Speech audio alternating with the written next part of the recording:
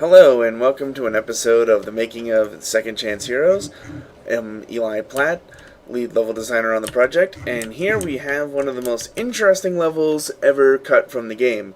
So this is the Hobo warehouse. It was being built while the decision was being made to go to shorter levels. And the second part of this, the Beer Lake level, had already been built, and they didn't want to give up any of the Beer Lake level, so they cut this level and then broke the Beer Lake into two separate levels. So this level was effectively squeezed out because we also then dropped a bunch of levels from the game where there were going to be 20 levels, or 2 chapter dungeons per level, and we were cutting that down to only 6. So right now, like in the Hobo Colony, you have Mad Mulligan's Beloved, that's 1, and it has part 1 and 2, and then you have Trash Caliber part 1 and 2, and the Beer level part 1 and 2, and the Mushroom level part 1 and 2, and the Hobo King part 1 and 2. Well, there was also going to be 4 more levels mixed in. They're going to be all at the end after that. They were, at various points, but they were supposed to be like a Caves level and a Hobo Pichu level.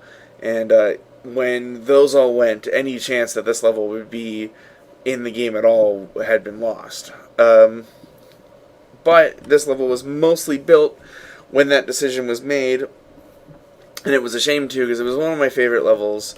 I know I said that about a lot of the cut levels, and it's not necessarily just nostalgia. Some of these levels were cut simply because we ran out of time, but the reason why we ran out of time and some of my more favorite levels didn't make it in is because they were waiting for bandwidth in the art department to do things that were special and unique. So like some of the more unique levels were waiting on more unique art materials, and so it just kind of culminated in a perfect storm that resulted in perhaps some of the better levels being cut from the game as opposed to some of the maybe not so great levels. Nonetheless, we start here in the safe room, and this level was never fully scripted.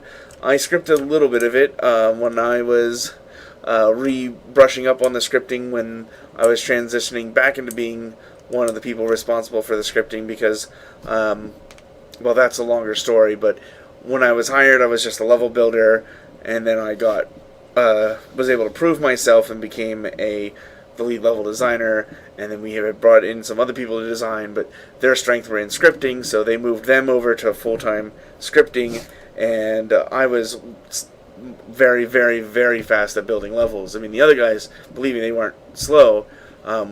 I was just a lot quicker, and so they left me to build levels and design levels and had them scripting levels so that we could all play to our strengths.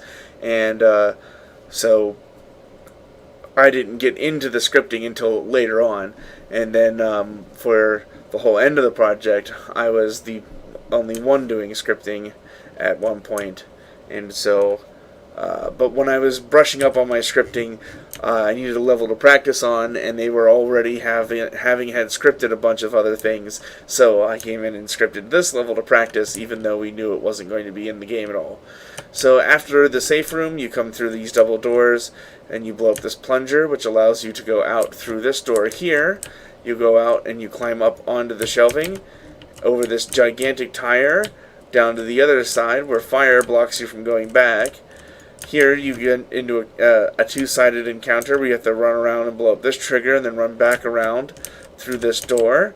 There is an opportunity to open a cage here, but there are some parameters. There's a trick to this where the cage can end up getting blocked from you if you do things in the wrong sort of way. I think it is that originally you can run through here and get this and then blow it up.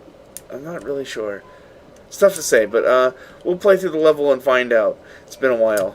After you seal that cage off, you climb up here onto this platform where you have to dodge a shopping cart on the tracks, and then you come down next to the big slime river, and then you cross over next to the big slime waterfall, and then there's a encounter here next to one of the fountains. You see this fountain still has its top on it. Once you've beaten this encounter, this gate would have opened and let you up here. And I don't believe I scripted the level this far. In this level, you were supposed to be gathering also parts for the next level to fix the stills, and you can see some of those parts up here. So you can see now I've not been scripting the rest of this level because those parts would have been gone if I had. But you come up here onto the top of these, out over here, across out. There's a chest there. That's all optional. You come down, and then there's this big giant train yard where they're allegedly receiving goods. Here you also get a foreshadowing of the beer lake. You can see that down below. Then you get back up on the shelves, climbing across the tops of them. There's a tangent down here where you come around, and there's some more parts for the stills, and then you come on up this ramp here to this big river platform where there was more parts in an encounter, and then finally all the way back down to this lower area here where there would have been a final encounter. And a lot more decoration needed to be done to this level before it was finished, but like I said, it was canceled before while it was in the progress of being built. And then last but not least, once you fought an encounter there, you would have headed down here to the safe room type area where you could see into the beer level. We would have cut more parts out of it and made some scenery over here so you could see what you were getting into. And that is the Hobo Warehouse. As you can see, another level with lots of big elevation changes. As you know, I like my elevation changes. We'll definitely have some footage of this level in action, or at least a very little part of it that is scripted. That'll probably be in the scraps section, or maybe a short video right after this one. I assume after this video ends you'll know for sure, because I'm probably going to record that before I upload anything and then make my playlist, etc., etc. But none of that is of concern to you. The only thing I think you might be worried about is when this video is over, which is pretty much now. Alright, I look forward to seeing you in the next video.